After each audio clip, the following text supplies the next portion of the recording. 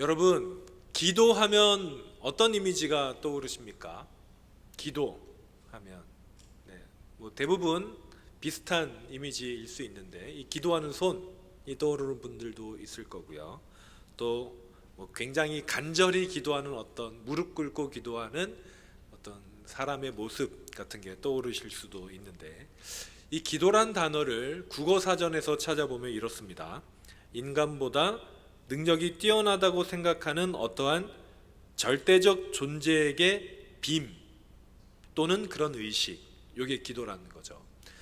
우리나라 말로 기도란 이 단어 자체가 빌다라는 뜻이기도 합니다.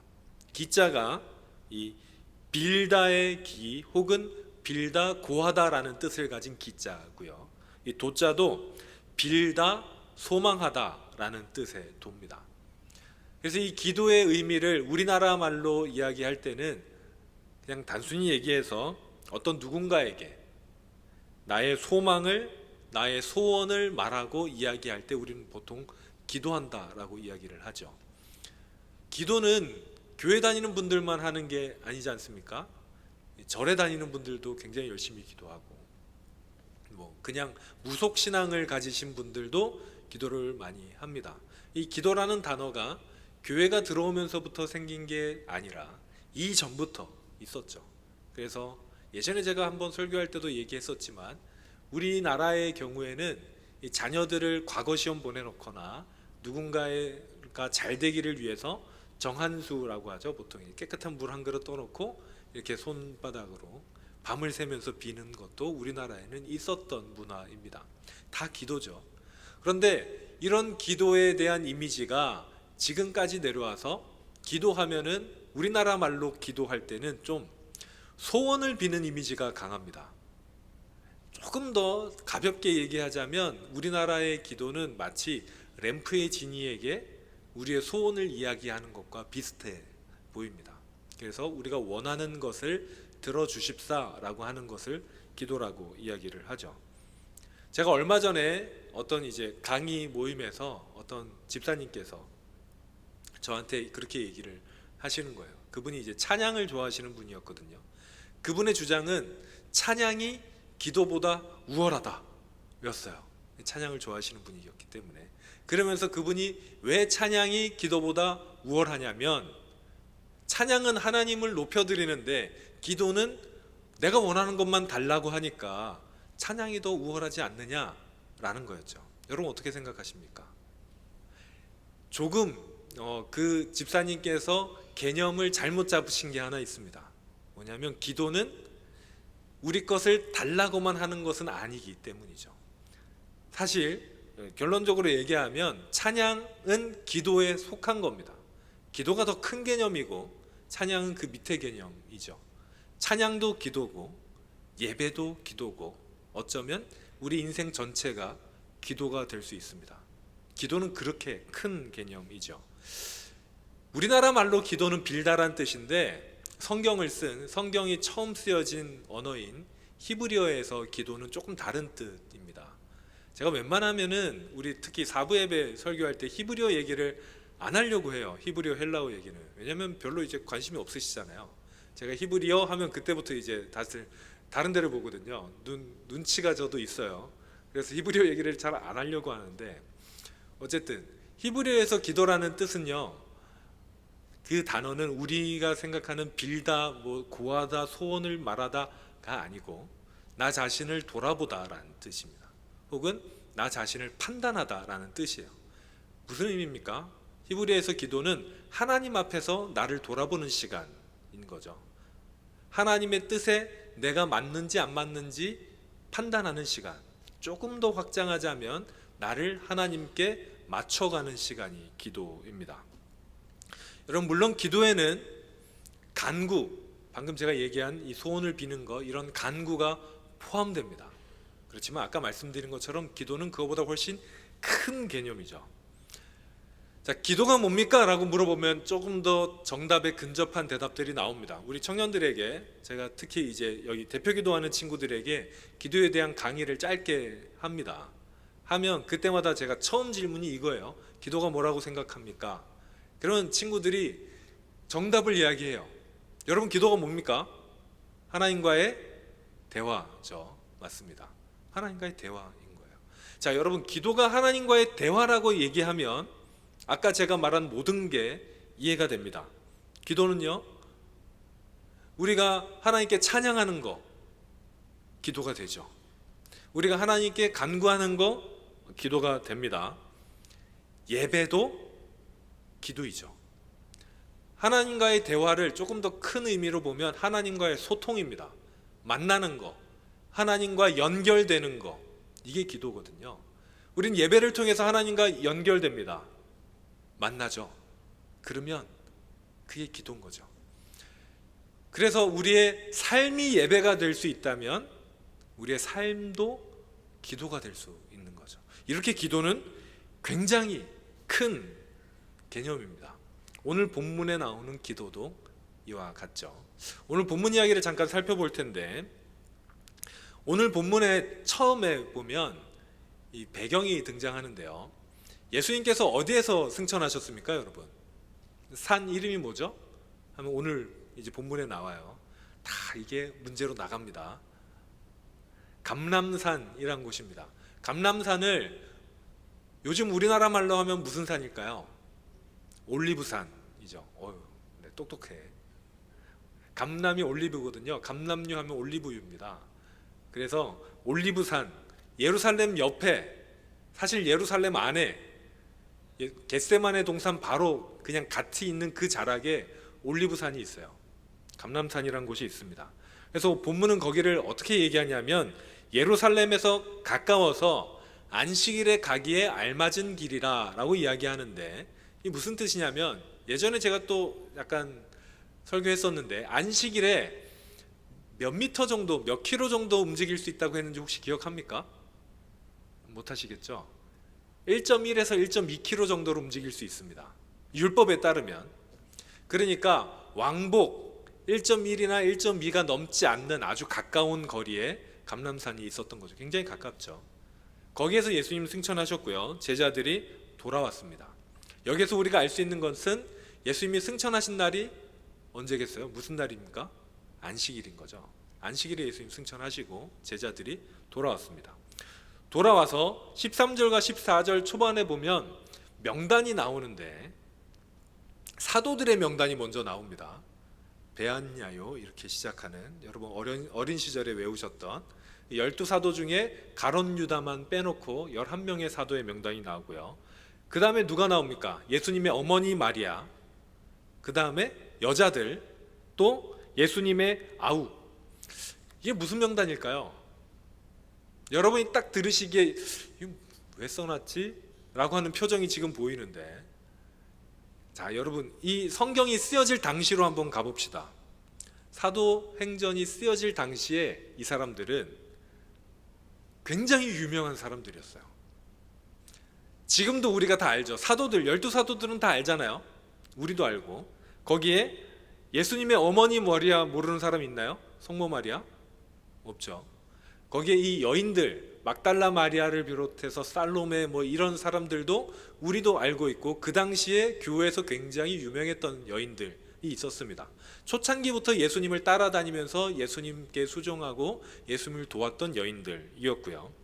그 다음에 예수님의 아우들에서 잠깐 멈칫할 텐데, 여러분의 생각보다 예수님의 아우들이 초대교회에서는 가장 대표적인 리더들이었어요. 예루살렘의 대표자는 베드로가 아니라 예수님의 아우인 야고보였습니다.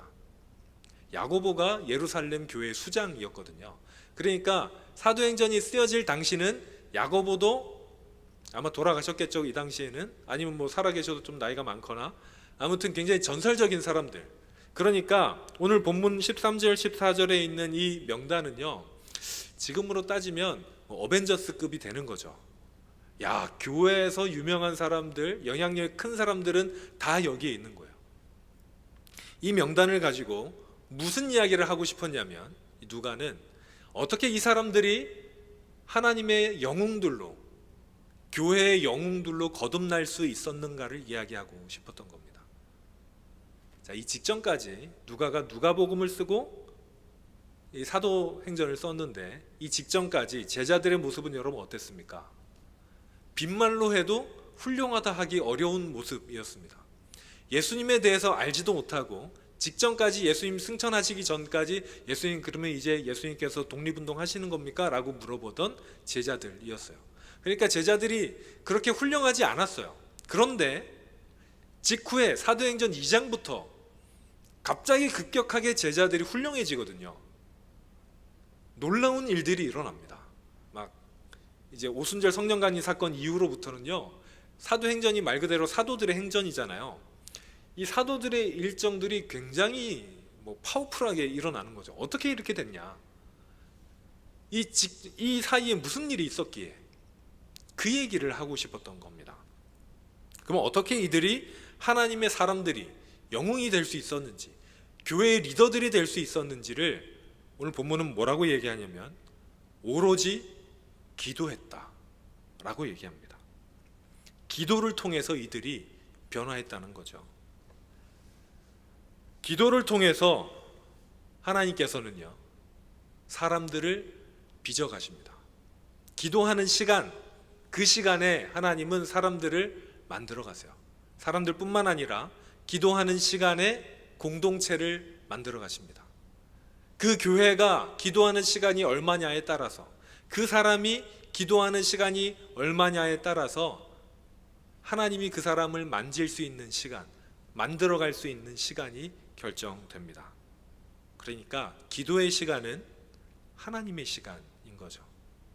우리가 기도하는 시간은 하나님의 시간입니다.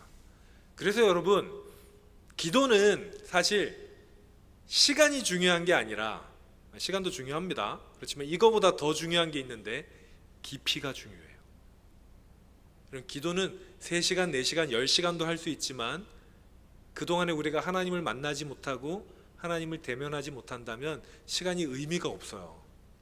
그런데 우리가 짧은 시간 기도에도 깊이 있게 하나님을 만난다면, 우리가 하나님을 경험하는 기도를 한다면 그게 힘이 있는 기도고 그 시간이 우리를 변화시켜가는 시간입니다. 여러분, 기도가 어떤 시간입니까? 아까 저희가 서두에 이야기한 것처럼 하나님과 대화하는 시간, 하나님과 만나는 시간. 여러분, 하나님과 만나면 어떻게 되죠? 무슨 일이 벌어집니까? 지금 옆에 있는 친구들 한번 보시겠어요? 네. 옆에 있는 친구들과 기존에 알았던 분들이라면 언제부터 만났습니까? 시간이 얼마나 됐죠?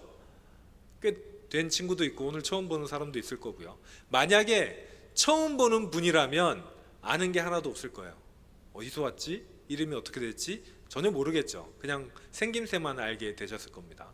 그런데 저기 다른 분을 예로 들긴 좀 그렇고, 우리 전도사님과 찬이의 경우는 굉장히, 전도사님이 예전에 그러더라고요, 저한테 형제보다 더 가까운 사이라고. 오, 네. 그래서 얼굴도 좀 비슷한 것 같고 말투도 좀 비슷하시고, 굉장히, 아무튼 두 분은 서로 긴 시간 오래 깊이 있게 교제했기 때문에 서로에 대해서 아는 게 많을 거예요. 그렇겠죠. 여러분, 하나님과 만난다는 건 이와 같습니다. 하나님과 교제하는 것은 하나님에 대해서 더 알아가는 게 많다는 의미입니다. 하나님을 내가 잘 모르겠어, 하나님의 뜻에 대해서 잘 모르겠습니다 라고 이야기한다면 단언할 수 있어요.